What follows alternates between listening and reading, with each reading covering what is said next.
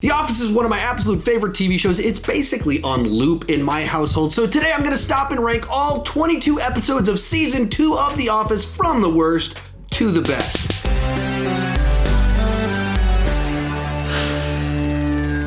Hi, if you're new here, my name is Sean Chandler, and I started this channel because I was driving everyone around me crazy talking about movies and TV way too much. If you can relate, you're probably in the right place to consider clicking that subscribe button. With that in mind, go ahead and join me down below in the comment section. Share your picks for the best and the worst episodes of Season 2 of The Office. Or if you want to go all the way, give me your full ranking of all 22 episodes of Season 2 of The Office. My list isn't the definitive list, it's just my list. Let's have a nice, lively, fun discussion about this.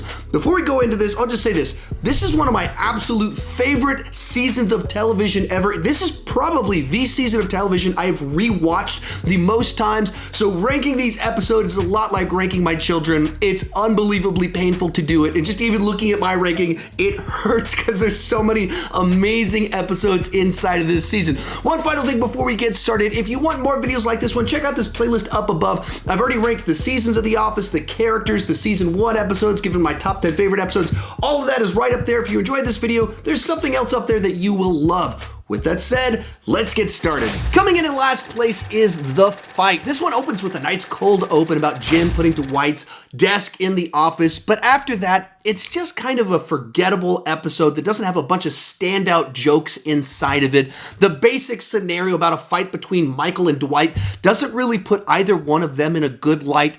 The scenario that kind of plays out with Jim and Jim trying to roughhouse with her and that kind of ends on a negative note doesn't also put Jim in a good light. It's just kind of uncomfortable rather than the funny awkward that the show is normally known for. So this is one of those episodes that I never really want to rewatch, and I rewatch this season all the time. This is the episode by far that I'm most likely to just skip. So as I made this list, The Fight was easily the one I put in last place. Everything after this was just brutal for me. Even number 21, the one I'm about to say, I don't want this one at number 21. I really enjoy all the rest of these episodes. Coming in at number 21 is Halloween. Of all the episodes in Season 2, this is probably the one that feels the most like a Season 1 episode. Season 1 was a little bit more mean-spirited and cynical and focused heavily on how Dunder Mifflin was going out of business. That's basically the plot of this episode, as Michael has to fire someone and he handles it in a terrible way that's very uncomfortable. Once again, much like the episode The Fight, it's more uncomfortable than awkward humor the way it plays out. There is a nice little subplot in here about Jim applying for a job for Dwight to get some good laughs inside of it. Of course, there's the iconic shots of Michael's second head on his shoulder, but overall it's another episode that I don't find myself rewatching all that often. Next up is The Booze Cruise. Now this is an interesting episode for me because I feel like as a standalone episode, it's not one that I really enjoy putting on just by itself. But as a piece of the season as a whole, it's really important. The actual central plot lines about Jim realizing absolutely that he wants to be with Pam and just observing the relationship of the people around him, the breaking up with the hot girl, all of that stuff's really important. And then he confesses his love for Pam to Michael, setting up so much of the second half of the season. But just watching the episode, the specific humor inside of it, most of it I think falls pretty flat. It's just trying too hard to have Michael be clueless, doing dance numbers and stuff that I just don't make me laugh all that much.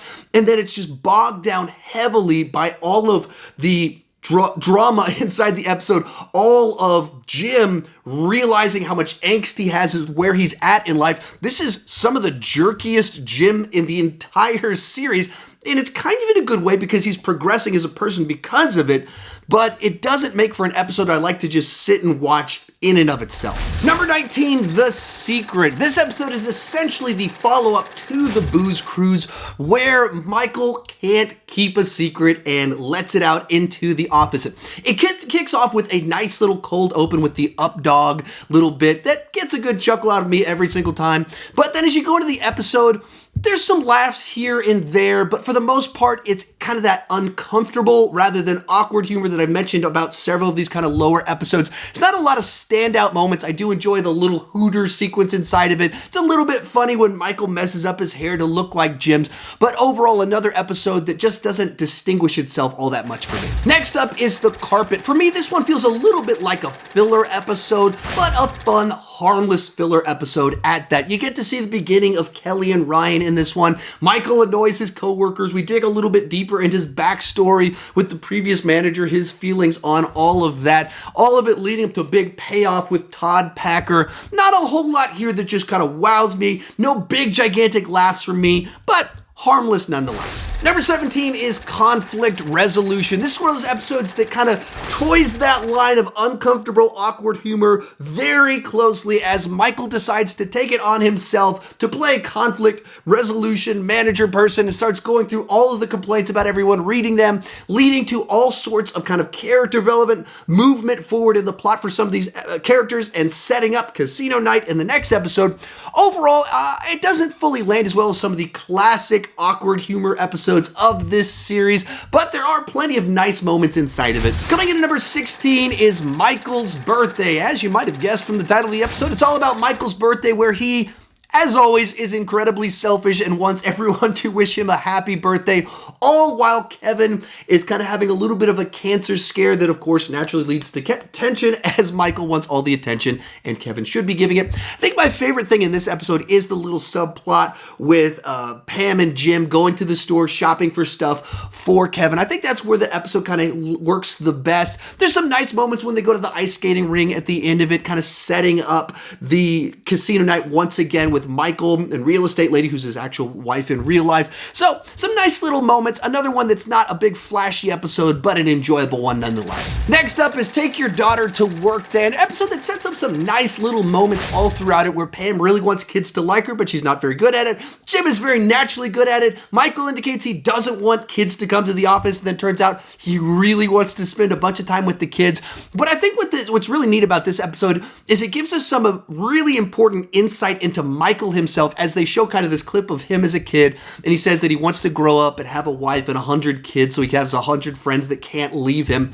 And that sets up actually the big payoff of the series finale with Michael, where he is married and he has multiple phones to try and have all the pictures of his kids.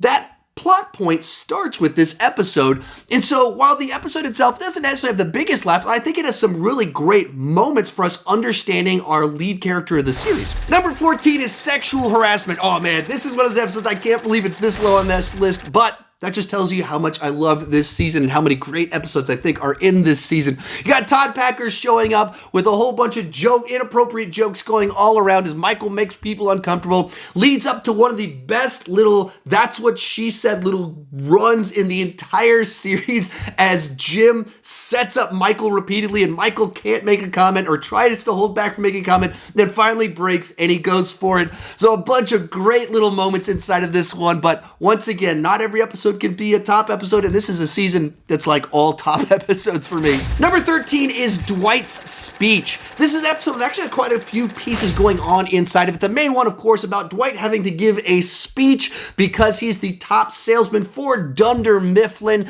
and he's nervous about having to give the speech, so everyone's trying to give him advice in the mix. Jim gives him some amazing advice. Also kind of going on inside the episode, you have kind of Pam planning her wedding, so Jim decides to take a vacation at the time of her wedding. You have Oscar kind of fiddling around with the thermostat. So a whole bunch of nice little office moments inside of it, all kind of leading up to the climax where Dwight gives his fascist speech to thunderous applause. Then we have Valentine's Day. This episode actually surprised me. I kind of forget which episode this is because they name it after Valentine's Day, which seems like a fairly minor thing about the plotline, where the main thing is about Michael going and meeting David Wallace in the big city.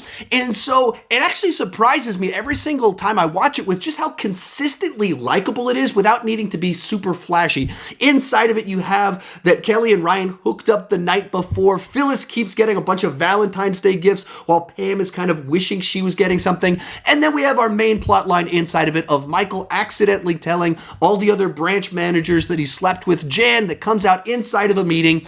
And inside the episode, Michael gets to be the doofus that says stupid things, but he also gets to be the hero that gets to kiss Jan once again at the end of the episode. Nice little cameo from Conan O'Brien inside of it. So a charming little episode. Number 11, performance review. Another consistently enjoyable episode. This one's the follow-up to The Client, where Michael is over-analyzing everything about Jan as he's hoping that there's a chance that the two of them will get together. So instead, he uses each of the characters' performance reviews instead as an opportunity for them to over-analyze this message from Jan, in which case you get the personalities of each of our office people, how they would respond to this sort of situation. It's also got a nice little cold open with the exercise ball. Topping it all off is a delightful little prank on Dwight, tricking him into thinking that it's Friday instead of Thursday. Kicking off our top 10 is Boys and Girls. This is an episode that I think works on several different levels. At its core, you've got Jan showing up to have a little meeting with the ladies, which brings out Michael's competitive side, so he decides to have a meeting with the boys that gets sent down into the warehouse.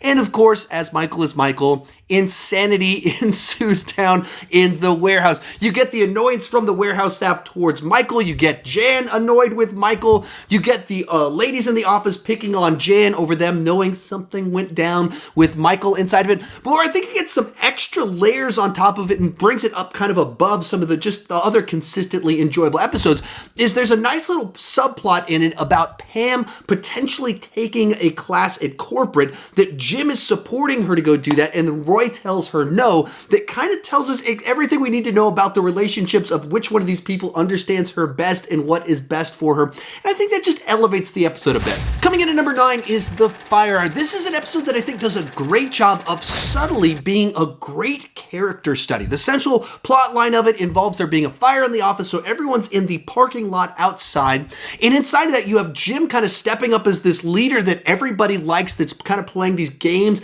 in the parking lot. You have Dwight desperately trying to get Michael's attention. You have Michael desperately trying to get Ryan's attention. And through this episode, kind of Ryan's actual meanness and the nasty side to him sort of comes out inside of it. Likewise, through the answers that the people give in all of Jim's games, you start to understand a little bit more about them. There's this subtle little setup between a joke between Jim and Pam, and then the hot girl shows up and she gives the answer that Jim and Pam said would be like, that would be the most shallow answer you could give. And that's the answer that the hot girl gives. So it's one of these episodes that I think fits really nicely inside of the season to have some solid laughs, but also help us understand everyone better. Next up is Office Olympics. This is an episode that introduces us to a whole bunch of characters and has a bunch of just fantastic moments.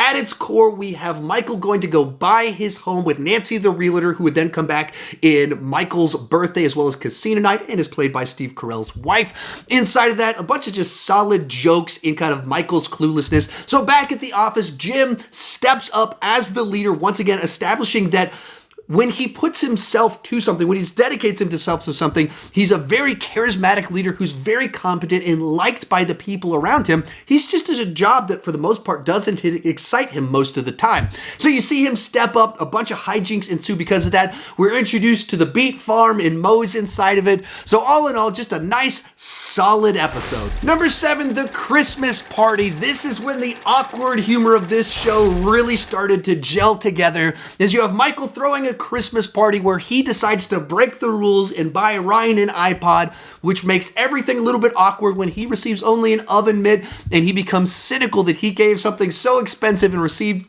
a handmade mitt from Phyllis, and all the awkward that you would assume would happen in this scenario unfolds. Throughout the entire episode, it's just packed with these iconic shots, memorable moments, and Michael making everything really, really uncomfortable. Number 6 is drug testing. Just an iconic episode of The Office as Dwight walks around in a police officer's uniform doing an investigation because a marijuana cigarette was found in the parking lot. Starts off with this cold open with Dwight implying that Kevin is slow and dim-witted, and it just never lets up till the very end. They also find just the right set of other subplots to put inside of it for these types of scenarios. So you have Jim and Pam have a little jinx scenario come out, so Jim can't talk inside the episode because he can't buy her a Coke. So you have this episode where Dwight's in a costume carrying around Michael's urine, and Jim can't say anything. It's just a nicely crafted episode that leads to a bunch of of fantastic moments. Bringing us into our top 5 is email surveillance. This is an episode that from beginning to end puts a big gigantic grin on my face. Kicks off with a cold open where you discover Michael is just as ignorant as you would expect him to be as he wigs out, freaks out over just the appearance of the tech guy. All of this leading to him discovering that Michael is throwing a little party that he didn't invite Michael to. There's a subplot involving Michael going to improv class that's just fantastic. It even has some nice little cameos inside of it. All of it leading to the reveal that Angela and Dwight have a thing going on inside of them, as well as the party itself, where you kind of get to see Jim once again as this likable guy that's very personable, get to see his home a little bit, and we get a nice little duet at the end between Michael and Jim. Next up is the Dundies. This episode is a little bit like a second pilot for the series because there was such a gigantic tonal shift from season 1 that was a lot more similar to the British Office to the changes that they made that started with this episode that lightened off on kind of the harshness of the Michael character, where he is selfish, but he starts to actually care about his coworkers. And you see that inside this episode where he's, of course, clueless. He's offensive in the jokes that he wants to tell with the Dundies. He doesn't care about the other people at the Chili's because he just thinks everyone's going to love what he's doing. But at the same time, he eventually does listen to Jim. It shifts what he's trying to do to make a different award for Pam instead of the longest engagement. And all those sorts of things help us to realize who this new version of Michael Scott is inside of it. Inside of it, of course, you get some great Jim and Pam moments, consistently funny from beginning to end. It's awkward at times. It's got all the stuff that I love about The Office. Real quick, before I give you my final picks, be sure to share your list down below in the comment section, whether you just want to give me your top episodes and bottom episodes, or if you want to go all the way and give me your full ranking. I'd love to see your take on the season. Also, remember, after this episode, check out this playlist up above. It's got my other Office rankings where I've done the seasons, top episodes, the characters, the season 1 episodes ranked. I've also got the seasons of Parks and Rec ranked in there as well. If you enjoyed this video, there's definitely something up there that you will love. In third place is The Client. For me, this is one of the best crowd-pleasing, uplifting episodes of the entire series because both of kind of our main plot lines inside of it just have such great payoff. The main plot line about Michael and Jan trying to go and do a sale to The Client, played by Tim Meadows. At first, it comes off like Michael just being awkward Michael, and then it leads to us kind of discovering something about Michael, that he's not just an idiot. Up to this point in time in the series, Michael was just the idiot boss that's clueless, and in this episode, we finally really see what's the thing that he's really good at, and that's sales, and he lands this big gigantic sale, and kind of hooks up with Jan a little bit. And then back at the office, they discover the threat level midnight script, have a little reading in the office, which of course is just fun in and of itself, leading to Jim and Pam kind of having their own little date night on top of the building as there's a fireworks show outside. All of it just such great little Office moments that put a huge grin on my face whether I'm watching it or talking about it right now. Our runner-up is The Injury. This is one of the most consistently laugh-out-loud funny episodes of the entire series. Starting off right from the beginning, has one of the best intros as we learn about Michael's morning routine involving a Foreman grill, leading up to Dwight crashing his car and vomiting on top of it. Throughout the episode, you get Pam and Dwight becoming friends. You have Michael being incredibly, hilariously insufferable. Everything about it just works. Every single one of the jokes land.